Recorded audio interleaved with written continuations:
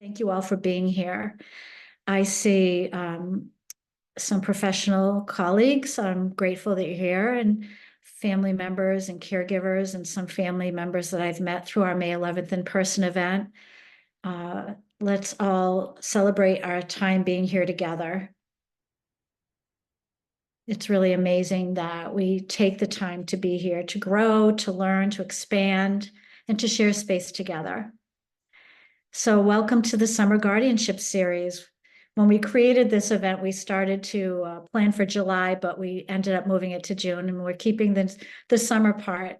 So it is a warm, beautiful day. So thank you. This is a 4-part series, and today I will be leading the first part. And the second, third, and fourth sections will be led by Heather Connor, Dr. Heather Connor from the Center for Guardianship and Excellence. Her content is solid gold. It's worth so much in value. And I think that every segment will be so meaningful and so important. So whether you can attend all 4 or 1, 2, or 3, it's fine. You come when you can come. You will get copies of all the content, recordings, and slides. Janine, my colleague who's on today running the slideshow, will send everything to you in a timely manner. Today will be a little different. I'm not sure how Heather will run everything, but I think that today will be a little bit more interactive. So I'm going to ask you to be brave if you wish, and to share space together. And when there is an opportunity to share your experiences, we welcome that, because we learn from each other. And some of you have been in the decision-making situation where you've already made legal decisions and have gone to court, or have signed proxies or notarized documents. So wherever you're at, that's okay. And things can shift. I've seen some people who are removing guardianship for various reasons. So it's sort of an ever-changing process, but wherever you're at, it's okay. We would like to say that there's no judgment attached to whatever decisions you've made, ever. So please know that whatever you're at, it's okay. That's where you're at. We really want to be here to inform you, help you make decisions. If you've already made decisions, some of those segments, including the 4th segment on now that you're a guardian, what does that mean? That's a really important one for people who are already established guardians. But today, let's just start together from the beginning. So Janine, I think we can move the slide. So today we'll be talking about self-determination and legal considerations. By the way, if you have questions, put them in the chat box, and I will try to monitor them as best as I can. And also, if you want to chat when there's opportunity, please raise your hand. So we're going to talk about the key aspects of coming of age and explore how we can support our individuals, whether our children, family members, our students, and how we can guide our parents if we're professionals on being self-determined, but also having safeguards in place. We always want to consider the least restrictive option, and that really goes back to IDEA and the IEP. The education is always in the least restrictive environment, and that's the same with legal considerations. Next slide, please. I love this slide very much. Yes, Lisa, we will send everything to you. Thank you for being here. So when I think about disability justice, I also think about disability rights, disability inclusion, and the same with activism and advocacy. First of all, you're all advocates and activists. You've been working with your students and children from the beginning, helping them have a voice, ensuring that they have a free and appropriate education, helping to express what they need and what they want when they're not able to do so independently. So coming together here today, I really love quotes, and I don't want to read too many things, but this one's really important, and it's from the Berkeley Center for Teaching and Learning. Teaching practices grounded in disability justice brings intentional focus and awareness to creating accessible learning environments, accessible services, accessible instructional strategies and tools, regardless of neurodiversity, disability, and health, that can benefit all. So teaching practices grounded in disability justice is a very powerful statement. If you take any of the slides today and print them out, print this one out and put it on the fridge, and teach this to your children and your students. Thank you. Next slide. So we'll talk a little bit about age of majority. And that's an important time in the lives of individuals with disabilities because that's when they transition from childhood to adulthood. In most states, it's 18 years of age. So at that point, they're responsible for signing their own documents if they're their own guardian. They can sign things. They can go to their IEP meeting and sign their IEP. So I want to kind of talk a little bit more about this in a moment. Well, I think I'll jump in actually right now. Before turning 18, I think it's so paramount that it's established in your child's life or your student's life who their support system is. Who are the safe people they can go to help make decisions if their parents are not available, or if their parents are available, they're included in this support naturally. So for instance, if I'm having a challenge at home or in school or with friends, who do I go to? My parents, my grandparents, my siblings, my school counselor, maybe someone, their outside therapist. It's important that you help them identify what their circle of support is and also explain the power of the signature. The signature means consent. When I write my name on a document, that means I agree and I consent to this. I think I'm guilty myself sometimes not reading things in fully, particularly when I'm in a doctor's office and I'm handed a lot of forms. But I think it's really important that we teach our students, our children, early that the signature is really important. So when they sign a card, a thank you card, or a birthday card, or a poster for somebody's birthday at school, when they put their name down, that represents them. So the age of majority and consent and the signature is a very powerful thing to teach. Next slide, please. All right.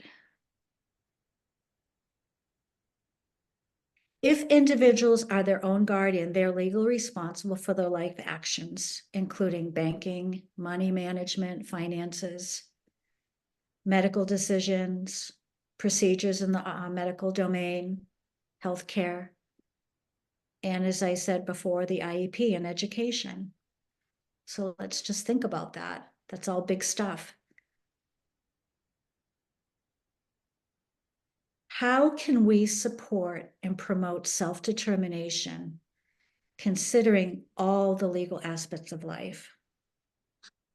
And how do we know when a substitute decision maker is needed?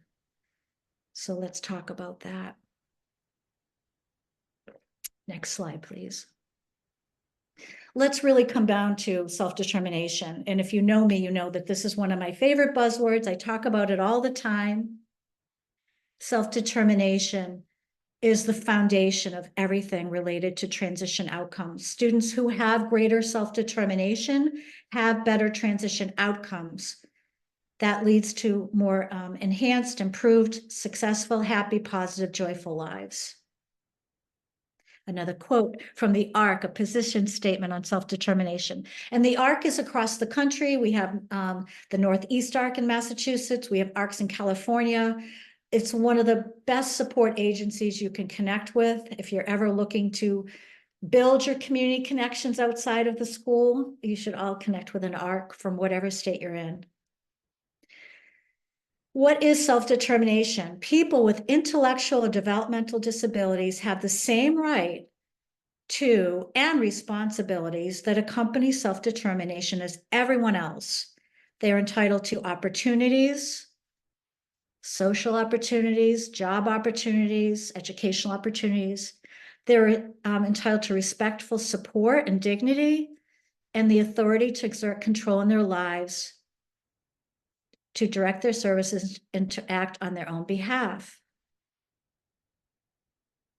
So let's think about that. That's another powerful statement.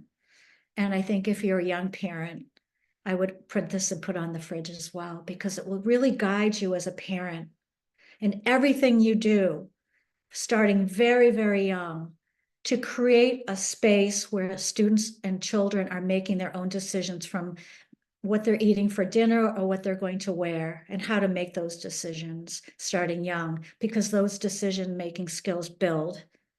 Let's go on to the next slide. And I don't see any questions or thoughts in the chats, but don't forget that is there available to you.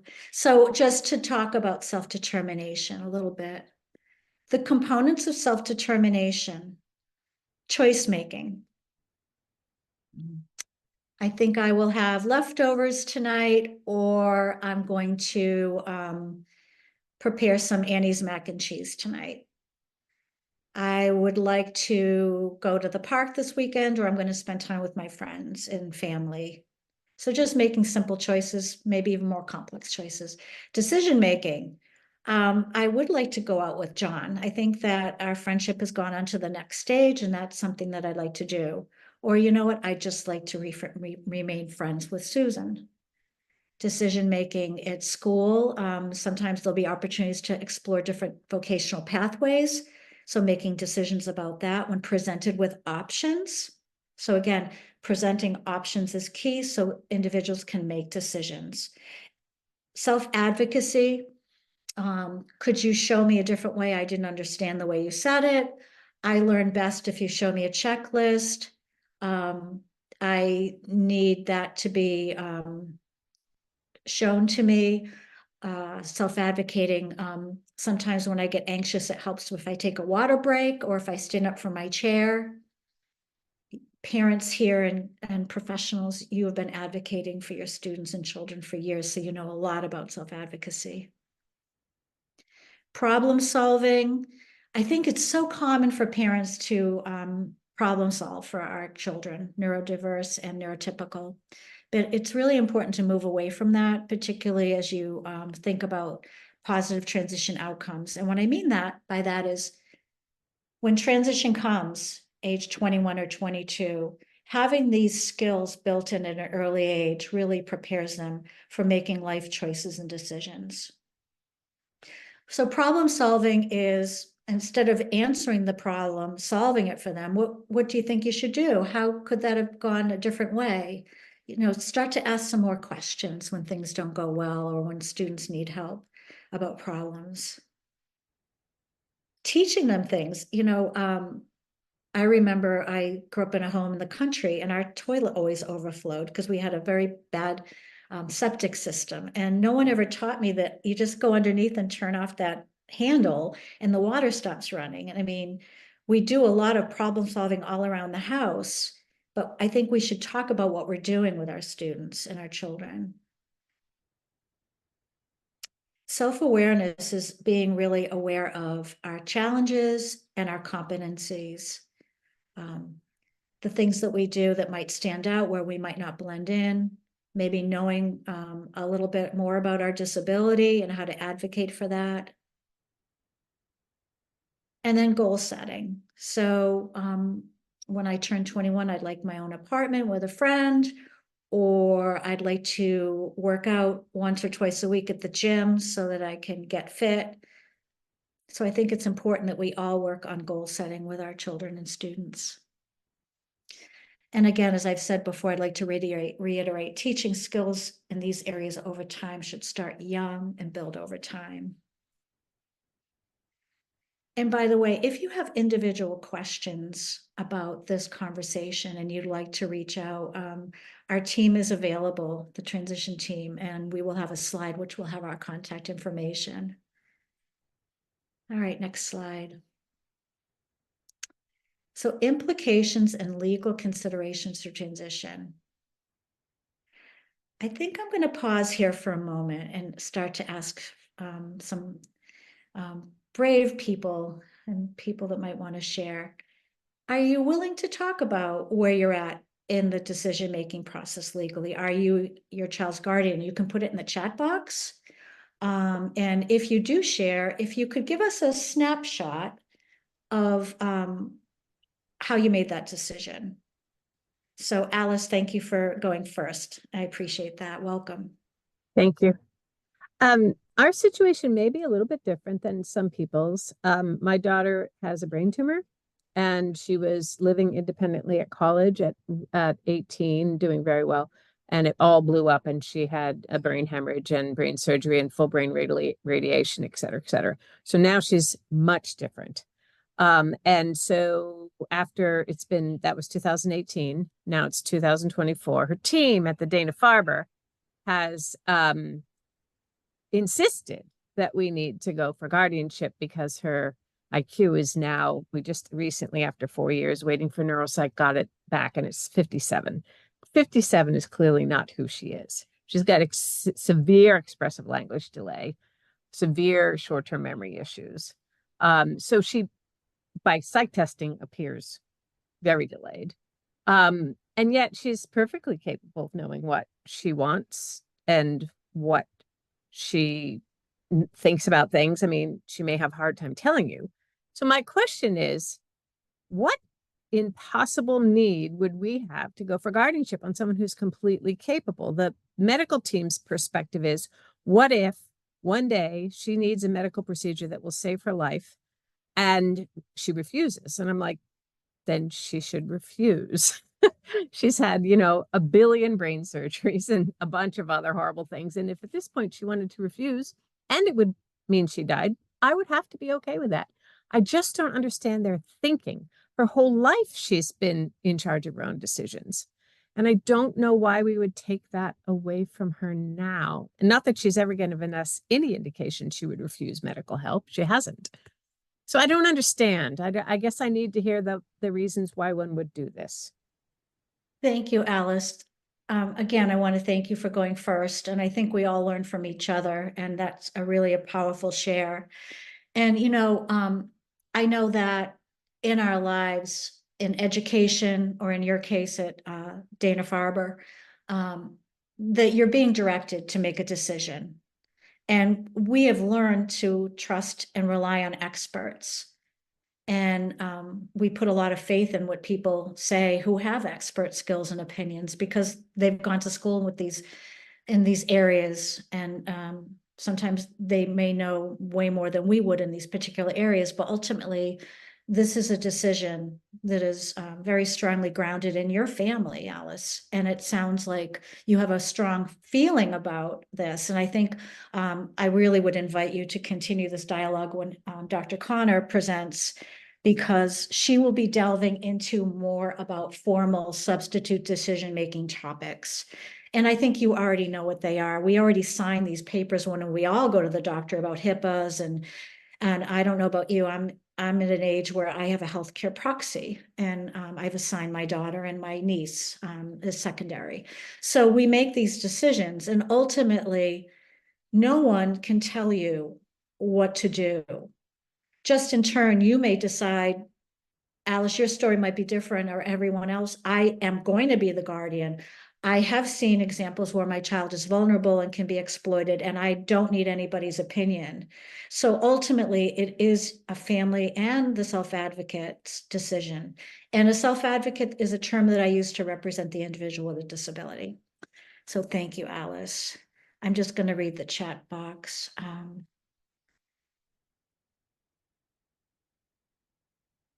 Okay, so, it's fine. Ashley shared that her daughter's 22, and you don't have to make a legal decision at any point. It could be done at 18, 19, 20, or maybe even later. In your case, Alice, your daughter's life changed very dramatically as an adult. And that may happen for everyone. We just don't know. And, Jackie, thank you for sharing that. That was a very honest and vulnerable statement to make. You just don't know if you're making the right decision. And I think I learned something from a very wise transition specialist colleague of mine. And she said, and so many families are just so glued into the guardianship because there's so much fear. It's based in fear of the exploitation fear, the vulnerability fear. And so that's why we're having this conversation today. We're not going to walk away with a decision. I know what I need to do. I'm all set. This webinar helped me make a decision. It's really grounded in getting actions the information and helping you make action and where you need to go. So let's continue a little bit. Alice, could you bring your hand down? Thank you.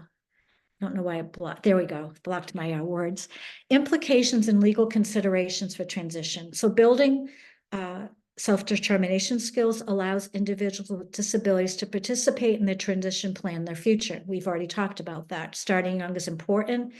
It pre-paves better transition outcomes. So that's a fact. Let's continue. Being self-determined in decision-making includes making legal decisions with support from family, friends, and other supports. But here's the key. How can we respect dignity of risk? I love that word. I learned that from another colleague. We've all had the opportunity in our lives to fail, haven't we? And our individuals need that opportunity as well. Now, obviously, if there's financials involved or other areas where they could be exploited, it's serious. I've heard of, individuals going onto social media sites and meeting people they don't know. And I've heard about people giving money. I know these scenarios. I know the real fear and the concerns that are there. But we also need to consider dignity of risk and ensure that our adults are safe, but they also have opportunities for choice and decision making. And the next bullet point, like our peers, individuals with disabilities need exposure and experience to practice making choices. And I think Alice touched on this. Communication challenges do not reflect a person's capacity.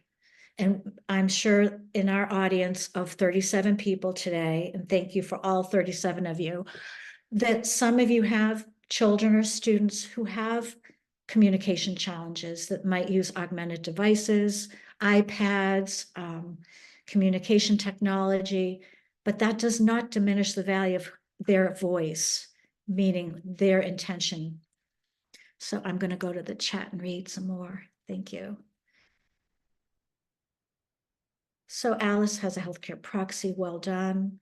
So Tony, a healthcare proxy is will be discussed more when Dr. Heather Connor speaks, but it's basically a document that says that if you cannot make your healthcare decisions, you have assigned someone to do that. So for me, Tony, I'm healthy and well, knock on wood, but if I have an accident and I'm incapacitated, I cannot answer medical questions and determine what I need to have done. My daughter will do that. She's my healthcare proxy. That's a great question.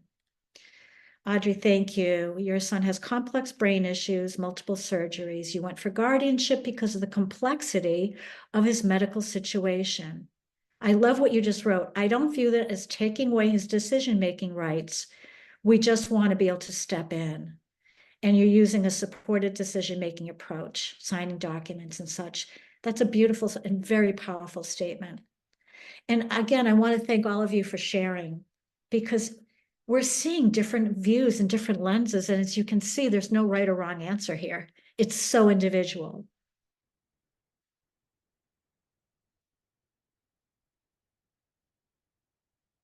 Okay, that's a great question. Yeah, it does cost a lot of money to have a lawyer with guardianship, family trust. So I think the question is there a way to do this without incurring those costs? And I think we'll wait for Dr. Heather Connor to talk about that. There are disability law centers in Massachusetts and across the country. If you send me a private message, I can research those with you. I'm not prepared with resources right now, but I do know that there are options available, and that's a great question. And 3,000 to 5,000 is really what we're talking about in that ballpark.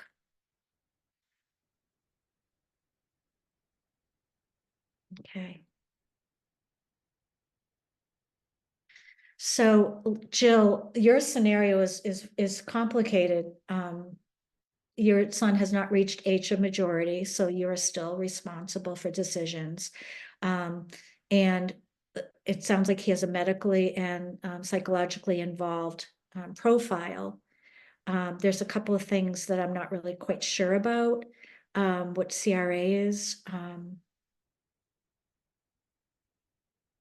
So there's a lot of complexities here, and I think this is a very good example. I'm not a lawyer, and I don't want to pretend that I can answer questions in every scenario, and I apologize for that in advance. But Jill, did you want to tell me what a CRA is, please? It's the old chins that they used to have for kids. Okay, It's called, okay, it's child requiring assistance now. okay. Thank Um, you. yeah.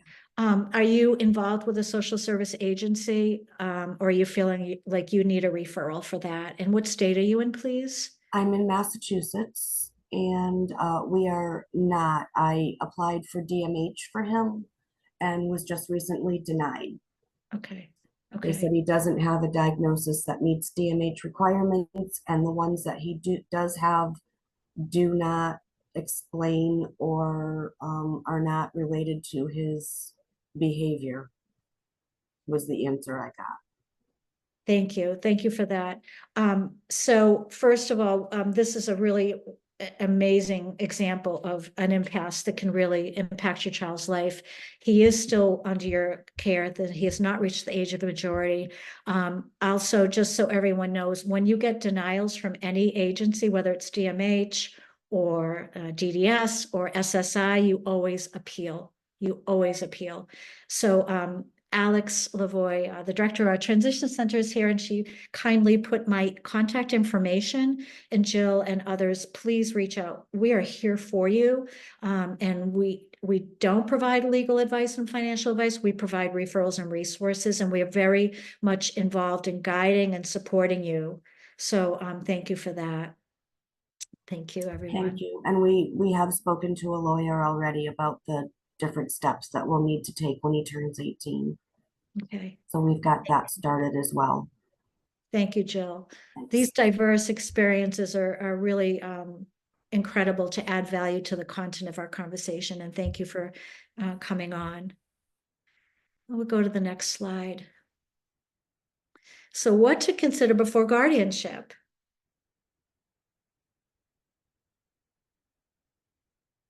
There are times when alternatives to guardianship may be considered, and we'll be exploring those. And we've talked a little bit about some of them.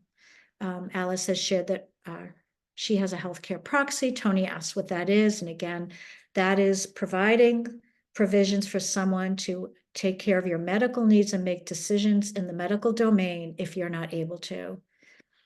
There's also supported decision-making, which I want to talk a little bit about.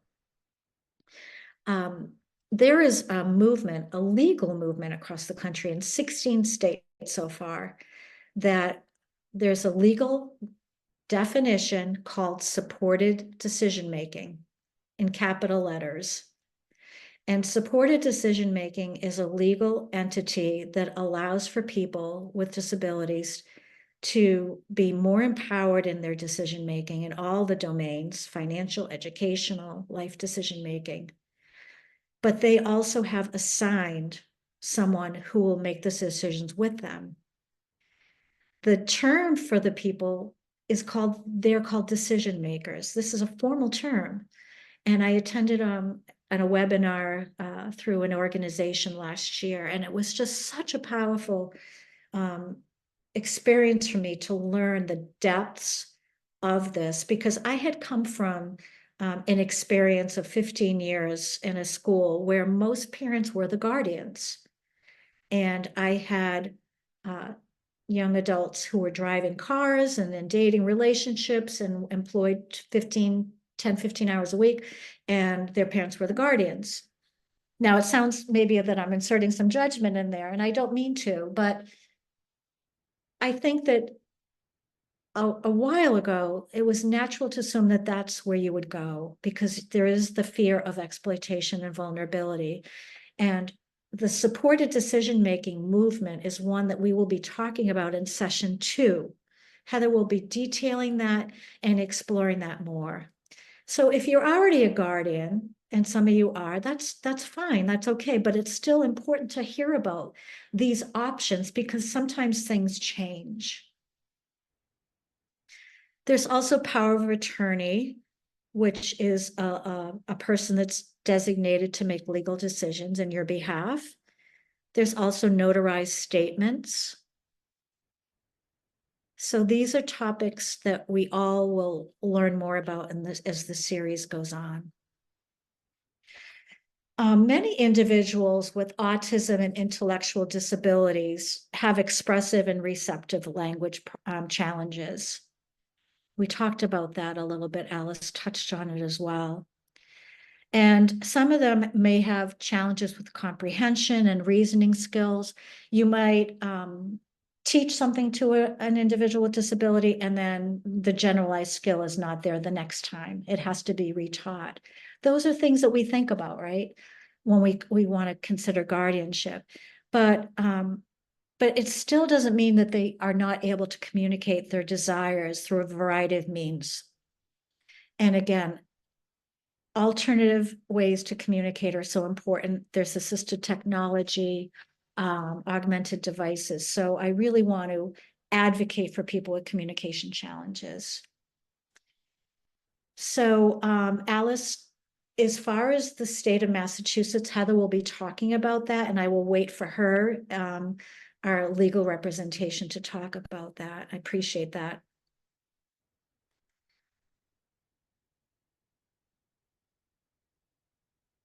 So Maria, you brought up a really great question, and thank you, everyone. Please continue to share. We're all learning from each other here.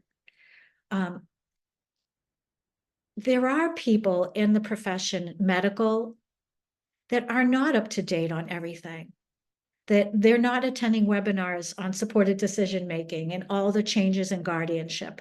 They're just not aware of it. Sometimes people have a frame of reference, and that's what they navigate and they share. So whether it's a hospital in Boston or a clinic in Arkansas, it's your due diligence to educate yourself, and you're here. 37 of you or more now. I think we have 37 people today. It's very powerful that you're here to learn because you want to have the accurate information. The Arc of Behavioral has wonderful webinars about supported decision-making. Wonderful. I'm glad to hear that, Maria. Thank you so much. If you are in a state that you're feeling like, I just don't know what's going on in my state, I am a really great researcher and resource facilitator. So please reach out to me and I will guide you and support you and help you find information from your state that will help you navigate this process. So continue. If anyone wants to also share again, that would be great. So we talked about communication challenges. I know that sometimes you have a frame of reference where your children have made some bad decisions or maybe are not responsible in the ways that you would like them to be. One example is using technology. Sometimes some individuals are not using technology safely when it comes to social media. Sometimes people are having challenges with texting and communication using their phones. One time I had a student who sent 5,000 texts in one day, her parent told me, which I'm not sure is possible, but I have to believe them. And when you have these experiences as a parent or a professional with a student, you have thoughts about their capacity to make decisions. So those are certainly examples of how we form decisions, but we have to look at the full picture. Let's continue.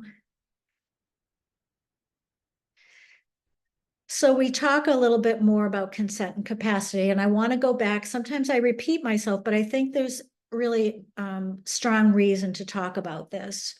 So simple consent is choices about food or dress.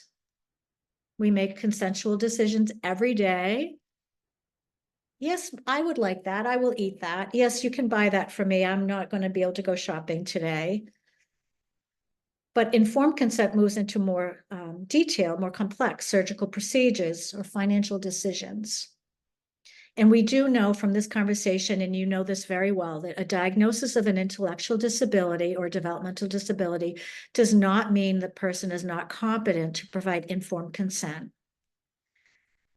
Maybe in all areas or maybe some areas. It just really depends. And that's why there's different levels of legal considerations.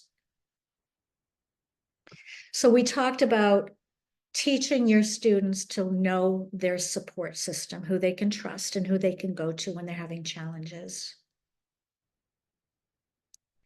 We also talked about teaching our students and our children about the power of the signature and what that means.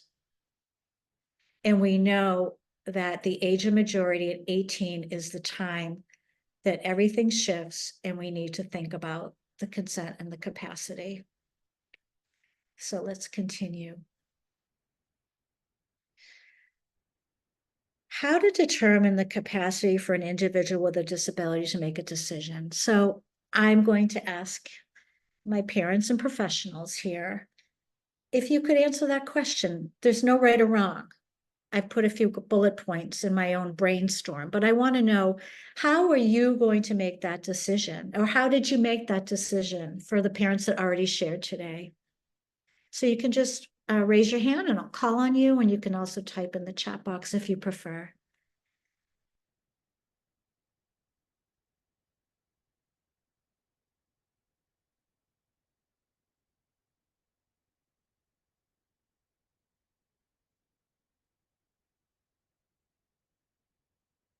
Or, yes, it is being recorded. Or how about some of you that have no really idea how you decide that? How will you know? Is there anybody that wants to touch on that a little bit? Maybe sharing some experiences that you had with your adult child or your younger child that's making you think about where you're going to go with decision making, whether you would have a formal substitute decision maker in place, whether it's yourself or another family member.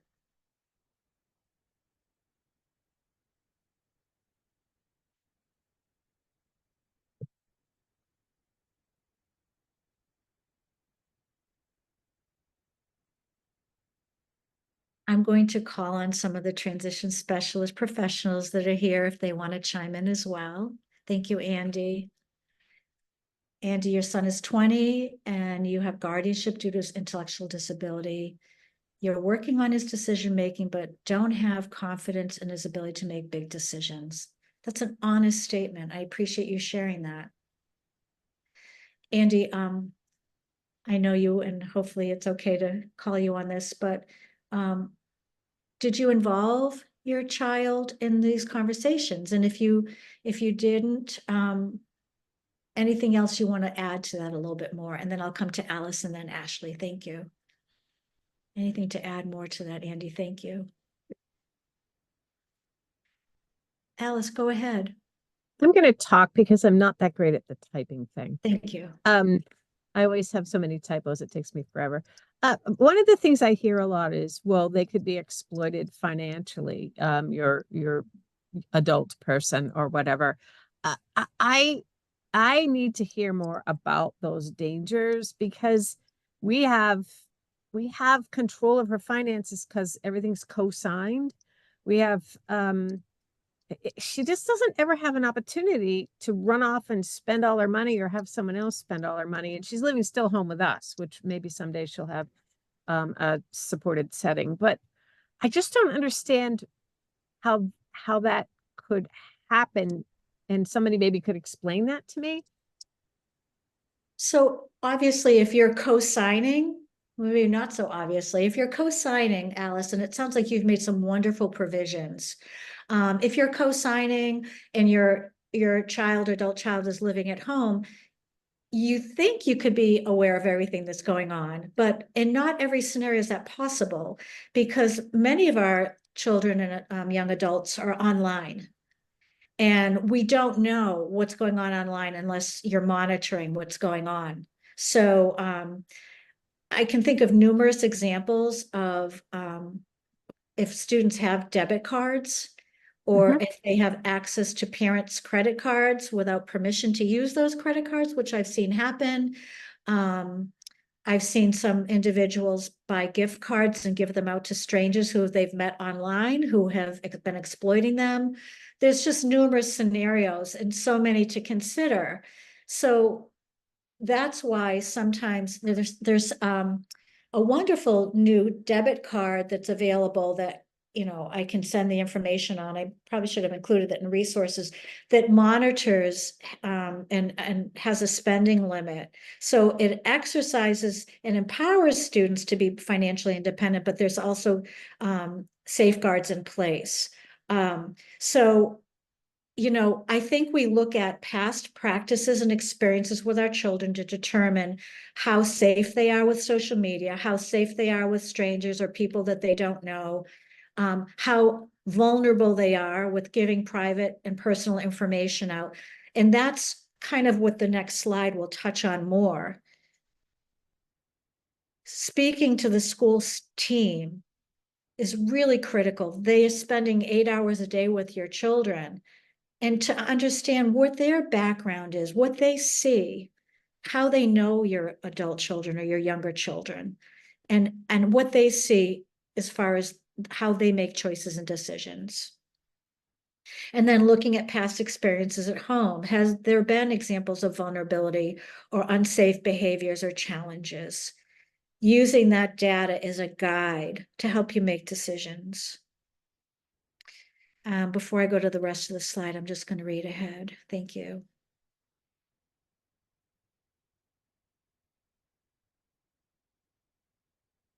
Thank you, Andy. I appreciate your working and being here as well. So right now, you're not including them. And sometimes there's a lot of language and there's a lot of complexities to decision making. And sometimes we have to make decisions without involving our children and young adults. And that's a decision that you make. But it should always come from a space of, I know best, but in this scenario, it is in the best interest that I take this on.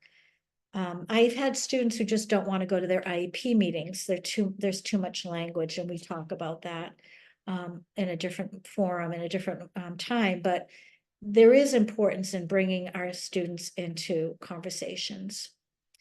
Dana is here as a sibling, and the sibling experience is so wonderful. And I really honor that you're here and any other siblings that are here, because that's really important. We do need to think about guardianship because most likely our children will outlive us. So there are times when family members will have a guardian that will not be a parent. It might be a sibling. So Dana, you, to safeguard your brother, you hold his card and he uses it when he's with you. Otherwise, we encourage him to do it together. And that's beautiful. That's a really wonderful example of a supported process, being together. And maybe even if you're in a store, just standing off to the side and seeing how they do when they're using their debit card. I love that. And Dana is an example of, again, there are also different people in the lives that you may draw upon. Something that we talked about in our benefits webinar that I just want to touch on for 1 minute. There are times that you do not want to be a guardian. For instance, if you're interested in adult family care or adult foster care, and I'll explain that what it is, you cannot be a guardian. So adult family care or foster care is a situation where a caregiver can be paid a certain amount of money to provide essential functional life support in a home. And this is paid by Medicaid, and a guardian cannot be assigned as a caregiver. So sometimes in families, if there's a married couple, one partner is the guardian, the other one is not. And in Dana's case, she's exploring for her brother, and she's a sibling. Thank you, Sue. Let me just read this.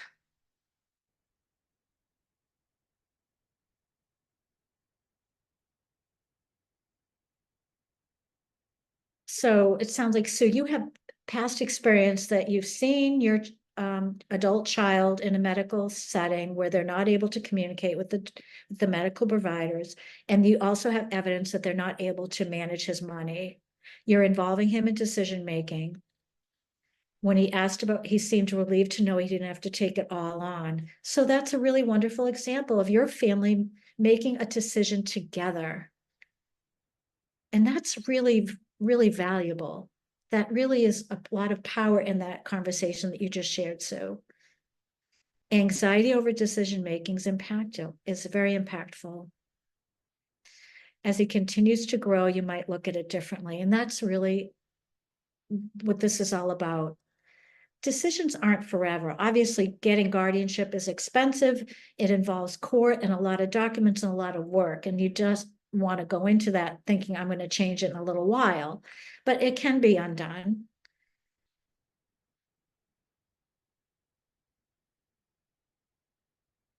And I'm reading yours, Maria. Thank you for your patience.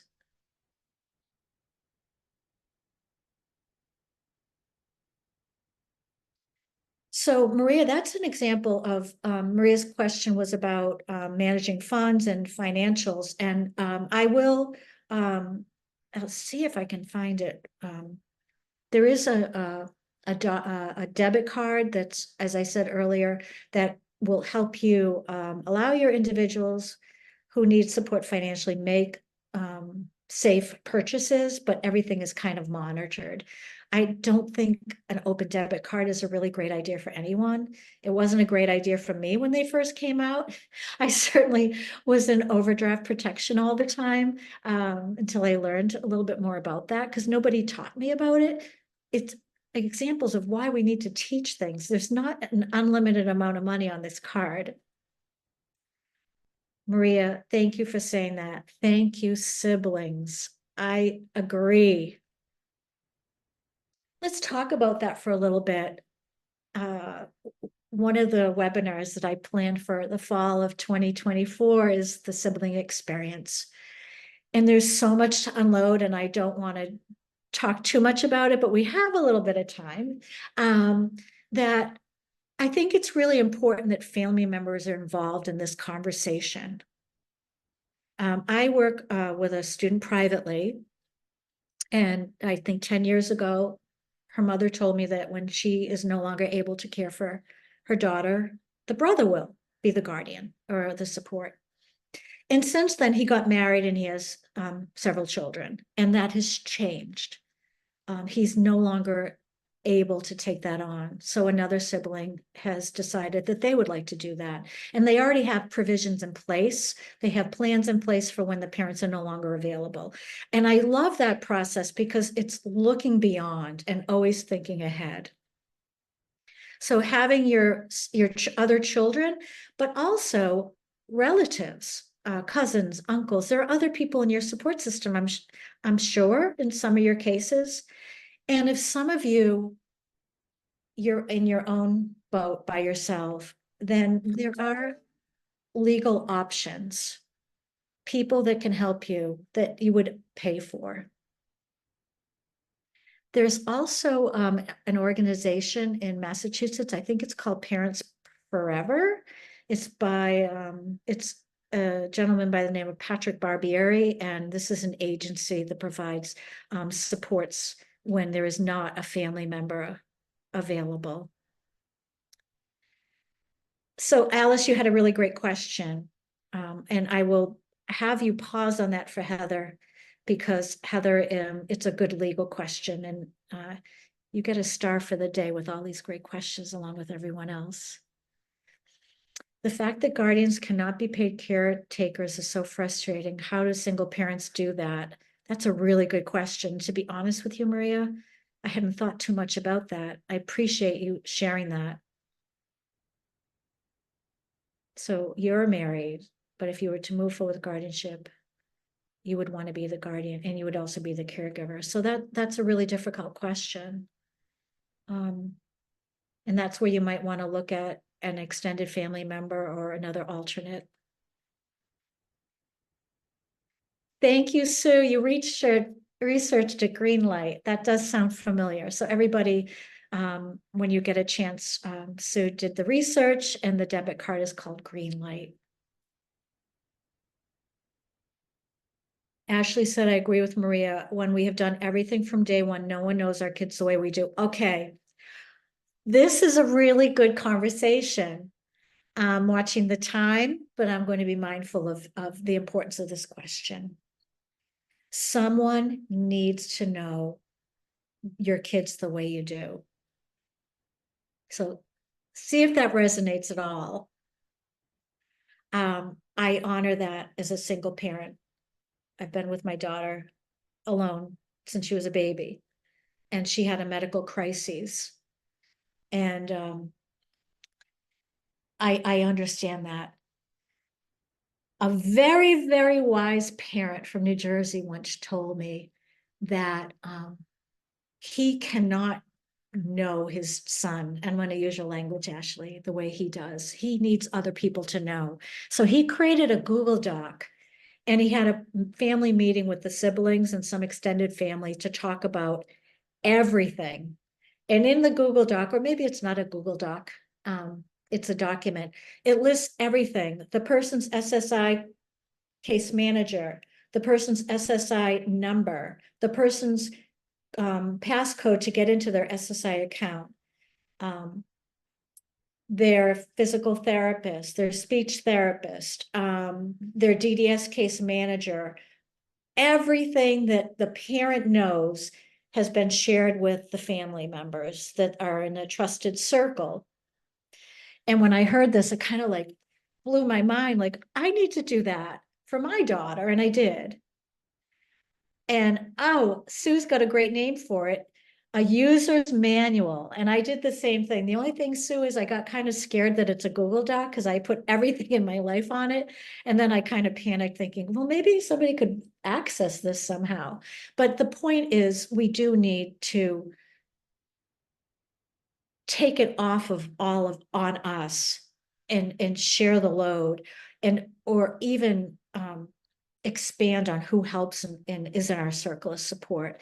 Maria, only you and other people here can decide who that will be. It might be someone, a lawyer. I had a relative who was not able to make decisions for himself. He did not want any of us to do it. He hired a lawyer, and that was his choice. You left off sensitive numbers and kept the original at home with handwritten information. That was a good idea. Thank you, Maria. Great job. So you already have this. I need to update it. Yeah. Right. Keeping track of the passcodes and everything is pretty daunting. So to continue this slide, how to determine the capacity for individuals with a disability to make decisions. Have continued conversations with your child about choices and consequences. If you don't brush your teeth, you're going to have cavities and you're going to have to go to the dentist. Instead of prompting them daily to brush their teeth, help them to understand choices and consequences. Knowing that over time, individuals have the capacity to grow. I believe this. I truly believe that in a growth mindset, and through continued exposure and experiences, students, individuals can have greater capacity to make decisions in most cases. I think this might be our last slide before we go to a couple of closure points. So first and foremost, thank you for these questions. I'm very excited. Our webinar would not have been so robust had not been for your sharing and your dialogues. And I hope you learned from each other. Any questions? Thank you, Judy. I'm so glad you're here. And Judy is a colleague from DDS. I appreciate it.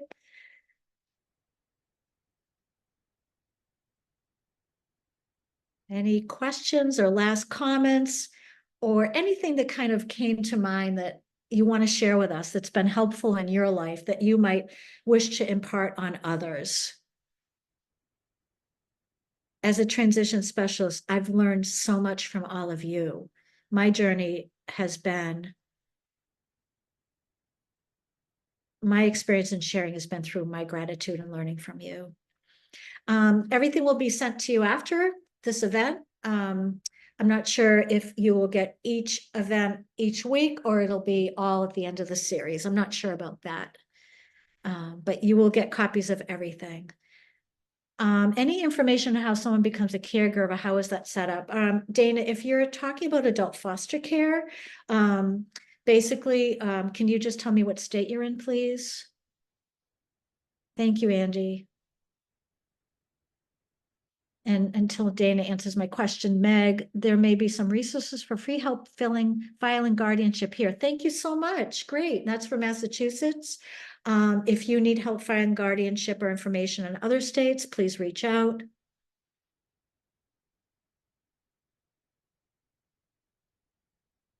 I meant in regards to.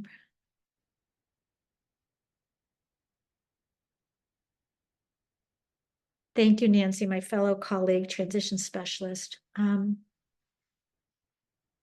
So I'm trying to articulate an answer to your question, Dana. So if you had decided to be a guardian and then you want someone else to be a caregiver, I'm not sure what your question means, but if you wanted to reach out to me after, I could probably have a dialogue with you about that. I just would like to know a little bit more. And I thank you for that question. Thank you so much. Barbara, yes, please.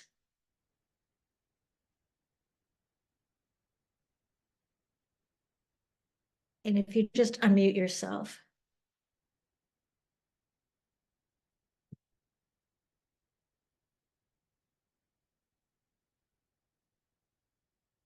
Oh, paid caregiver. Thank you, Maria. So a paid caregiver is through adult foster care or adult family care. And you would ask either me or your Department of Developmental Disability case manager for a referral to an agency who will do the assessment. There's agencies such as Kennedy Donovan and Tempest who will go into your home and do an assessment and determine what level of supports are needed and whether you fit the criteria. But typically it's three major areas of activities of daily living. So toileting, hygiene, transfers, things like that. And there's two pay structures, Dana. There would be one for a higher level of support and one for a moderate level of support, but a home assessment is done. And we had a webinar on that recently under benefits. So I would welcome a conversation with you. Yes, Barbara. Okay. My conversation, I mean, my question is very similar to the one you just answered. We've been in discussion with Mass Health relative to services that would be available to my grandson, and each time they tell us that they will send someone out to do an evaluation. And when they send the person out, they do the evaluation and then they make recommendation on a certain number of hours of service. Mass Health traditionally refuses that, and we're told to appeal each time. When we appeal, they still don't get back to us with an answer. So, say that in Ohio, we were receiving about 70 hours a week of service support. And when we moved to Massachusetts for my grandson to attend Perkins, they provide 36 hours. And we've been trying to find out what information they need in order to verify the need for additional hours. But no one's ever able to tell us. So I don't have any information from Mass Health or Boston Center for Independent Living or Tempest. I had the questions with each one of them. I've had the doctors from the complex medical team at Children's send over information to them recommending additional support, but they continue to deny it each time. And I don't know what to do or what information they need to make a correct decision on hours of support. Thank you so much. I can hear the frustration in your voice and I can only imagine it. It just feels like a lot of runaround and a lot of frustration.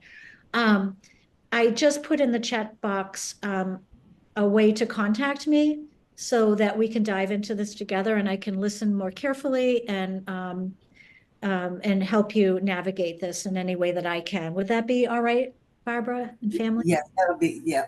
Yes, That'll be excellent. fine. Thank you so much. I appreciate that. And again, I want to honor our time and space, but I also want to honor your question. And I think everyone, we can learn from this amazing story of grandparents really trying to do the right thing and trying to support their grandchild. And there are impasses, but we are advocates and we are activists, and we will continue to find ways together to navigate some of this rough terrain. So please reach out to us. The Transition Center is committed to supporting our families across the country with all disabilities. So with that said, I want to go over our resources. It will be in the guide. I'm Determined is a wonderful resource on self-determination. The ARC, an article from the Transition Center on the importance of self-determination skills, and a couple of really powerful resources. Next slide, please. So I just want to go over what's going to happen next with Heather Connor on June 11th. We're going to talk about supported decision-making, and Alice and others, we're going to find out the real truth about Massachusetts and every other state. So please bring forward your questions about where you live, and we will touch on that. June 18th is the rights of adults who have a guardian. Can they vote? Can they get married? Can they make changes in medical decisions? So let's learn about those things. And last but not least, so you're the guardian. Now what? Okay. Here's our contact information on the next slide. And this will be available to you. Janine, will you be sending this slide deck out this week, or will they all go together after the series? I think I'll send them all out afterwards. Otherwise, you're going to be getting like rapid fire, too many emails and slides from us, but I'll wait till the end of the whole series and I'll send everything. Okay, great. And Maria, everybody, click on Maria's link, Shared Decision Making Archives. Really appreciate it. I love when parents provide resources in our webinars. That is so rich and wonderful. Okay, everyone, let's hold space for each other for one moment with gratitude that we were here together. Thank you for being brave and sharing your stories, and I will see you next Tuesday at the lunch hour.